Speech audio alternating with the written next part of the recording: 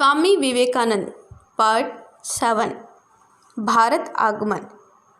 इस प्रकार लगभग 4 वर्ष तक यूरोप अमेरिका में हिंदू धर्म की ध्वजा फहराकर तथा हजारों पश्चिमी लोगों को वेदांत और भारतीय अध्यात्म का अनुयायी बनाकर स्वामी जी ने स्वदेश वापस आने का निश्चय किया।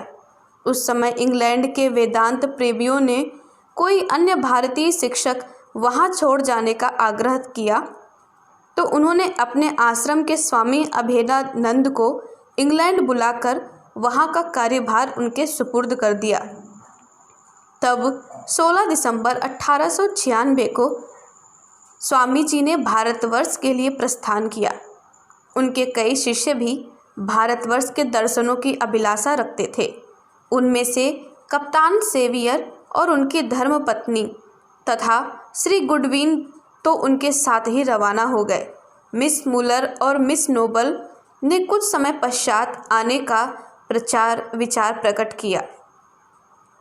चलते समय लंदन के पत्र संवाददाता ने पूछा, स्वामी जी, इस चमकते दमकते विलास वैभवपूर्ण पश्चिम में 4 वर्ष रहने के पश्चात आपको अपना देश कैसा जान पड़ता है? स्वामी जी ने कहा, देखो, यहाँ आने से पहले तो मैं भारतवर्ष से प्रेम ही करता था, पर अब तो वहाँ की धूल और हवा भी मुझे पवित्र करने वाली जान पड़ती है। अब मैं उसे एक तीर्थ के समान समझ रहा हूँ। जहाज की यात्रा करते हुए एक दिन 2 पादरी स्वामी जी से विवाद करने आ गए और जब तर्क द्वारा निरुत्तर हो गए तो हिंदू धर्म को बुरी बुरी गालियाँ देने लगे। कुछ देर तक तो स्वामी जी ने सहन किया, पर अब उन लोगों के अति कर दी तो वे उठे और एक पादरी का गला पकड़कर कुछ हंसी के साथ कहे, अब जो मेरे धर्म को गालियां दी तो उठाकर समुद्र में फेंक ही दूंगा। विचार पादरी कांपने लगा और बोला, महाराज मुझे क्षमा करो, अब कभी ऐसा ना करूँगा। इसके बाद वह जब कभी स्वामी जी को देखता था तो झुककर प्रणाम कर लेता था। भारत में स्वागत। जिस समय से भारतवर्ष में यह समाचार फैला कि स्वामी विवेकानंद यूरोप से भारत के लिए रवाना हो गए तो नगर नगर में उनके स्वागत और सम्मान के लिए तैयारी की जाने लगी।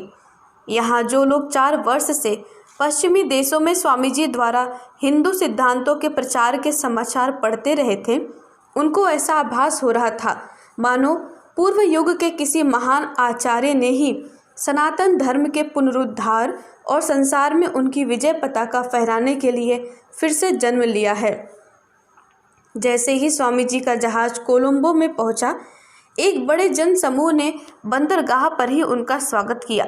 2-3 दिन विभिन्न संस्थाओं की तरफ से उनका स्वागत होता रहा। वहां से जब वे राजेश्वर के पास रामानंद पहुँचे तो वहां के राजा स्वामी जी को एक गाड़ी में बैठाकर अन्य लोगों के साथ स्वयं खींचकर ले गए। उन्होंने इस घटना के स्मरणार्थ समुद्र के किनारे एक 40 फीट ऊंचा कीर्ति स्तंभ बनवाया, जिस पर निम्न लेख लिखा गया है, सत्यमेव जयते। पश्चिमी गोलार्ध में वेदांत धर्म का परोपकारी प्रचार कार्य ज्वलंत और अपूर्व विजय प्राप्त करके अपने अंग्रेज शिष्यों सहित परम पूजनीय स्वामी विवेकानंद ने अपने पवित्र चरणों से सर्वप्रथम जहां भारत भूमि को स्पर्श किया, उसी के स्मरण में रामानंद के राजा भास्कर सेतुपति ने यह कीर्ति स्तंभ खड़ा कराया। रामकृष्ण मिशन की स्थापना। इसी प्रकार मद्रास और कलकत्ता में इतनी धूमधाम से सैकड़ों स्वागत समारोह किए गए कि कई सप्ताह उसी में निकल गए।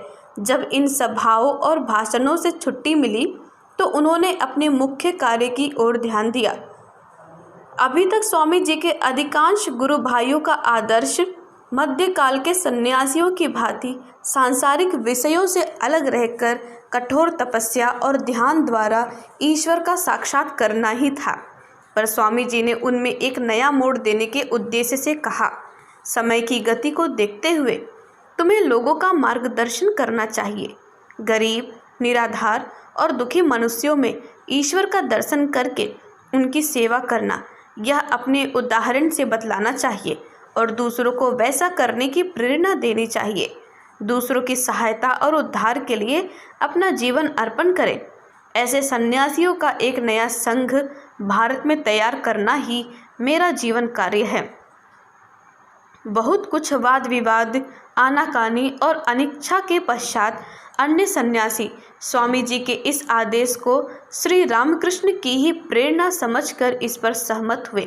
तदनुसार मई 1897 में रामकृष्ण मिशन की स्थापना की गई। आरंभ में स्वामी जी ही इसके जनरल प्रेसिडेंट नियुक्त किए गए, पर बाद में उन्होंने इसकी व्यवस्था के लिए एक ट्रस्ट बना दिया। जब संस्था का कार्य अधिक बढ़ने लगा तो रामकृष्ण मिशन तथा रामकृष्ण मठ की अलग अलग रजिस्ट्री करती गई।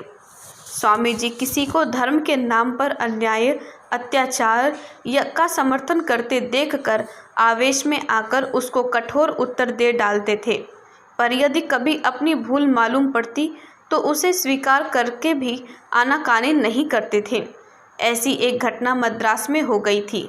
बंगाल के प्रसिद्ध नेता तथा परमहंस देव के भक्त श्री अश्विनी कुमार दत्त 6 वर्ष बाद स्वामी जी से मिले तो विभिन्न विषयों पर बातचीत करते हुए पूछ बैठे, क्या यह ठीक है कि मद्रास में कुछ ब्राह्मणों ने आपसे कहा था कि तुम शूद्र हो और तुम्हें वेद का उपदेश देने का अधिकार नहीं?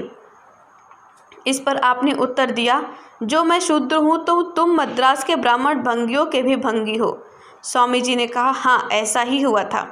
अश्विनी बाबू ने कहा, आप जैसे धर्मोपदेशक और आत्मनिग्रह वाले संत के लिए ऐसा उत्तर देना ठीक था?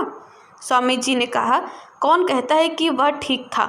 उन लोगों की उद्धता देखकर मेरा क्रोध अकस्मात भड़क उठा और ऐसे शब्द निकल गए, पर मैं उस कार्य का कभी समर्थन नहीं करता। यह सुनकर अश्विनी बाबू ने स्वामी जी को हृदय से लगा लिया और कहा, आज तुम मेरी दृष्टि में पहले से बहुत महान जान पड़ते हो। अब मुझे मालूम हो गया कि तुम विश्व विजेता कैसे बन गए। सन 1898 में बेलूर मठ की स्थापना की गई तो उन्होंने श्री रामकृष्ण के अवशेष वाले ताम्र कलश को स्वयं कंधे पर उठाया और बड़े जुलूस के साथ उसे मठ के नए मकान में ले गए। रास्ते में उन्होंने कहा, देखो ठाकुर ने मुझसे कहा था कि अपने कंधे पर बैठाकर तू मुझे जहाँ ले जाएगा वहीं पर मैं रहूँगा। इन शब्दों पर श्रद्धा रखकर मैं स्वयं ठाकुर को नए मठ में लेकर चल रहा हूँ। इसलिए यह निश्चित समझ लेना कि जब तक गुरुदेव के नाम पर उनके अनुयायी सच्चरित्रता का व्यवहार करते रहेंगे तब तक गुरु महाराज यहीं विराजेंगे। स्वामी जी का स्वास्थ्य अब बहुत निर्बल होने लग गया था, पर इस दशा में अपने कर्तव्य पालन में किसी प्रकार की कसर नहीं होने दे रहे थे। महापुरुषों की दृष्टि में छोटी या बड़ी उम्र तक जीने का कोई महत्व नहीं होता। वे यही चाहते हैं कि जब तक सांस लेते रहें तब तक भगवान का कोई ना कोई काम संपन्न करते रहें। इसलिए जब उनका अमेरिका से बार बार बुलावा आया तो वे अस्वस्थ दशा में भी रवाना हो गए। न्यूयॉर्क पहुंचकर सबसे पहले वेदांत सोसाइटी का निरीक्षण किया तो जान पड़ा कि वह निरंतर प्रगति कर रही है और अब उसका निजी स्थान हो गया है। इसके बाद कैलिफोर्निया पहुँचे। वहाँ की आबहवा से स्वास्थ्य को कुछ लाभ पहुँचा तो भाषणों तथा राजयोग की शिक्षा का कार्य धूमधाम से चलने लगा। जब वहाँ का कार्य पूरा हो चुका तो एक शिष्य मिस मिनी बुक ने 160 एकड़ जमीन वेदांत आश्रम बनाने को दी। स्वामी जी ने उसका कार्यभार स्वामी तुरायानंद को दिया, जिन्हें वे भारतवर्ष से अपने साथ ही लाए थे। धन्यवाद। ओम शांति। क्रमशः आगे। हमारे YouTube चैनल को सब्सक्राइब करें और बेल आइकन को दबाकर ऑल पर क्लिक करें ताकि नोटिफिकेशंस आपको मिलती रहें।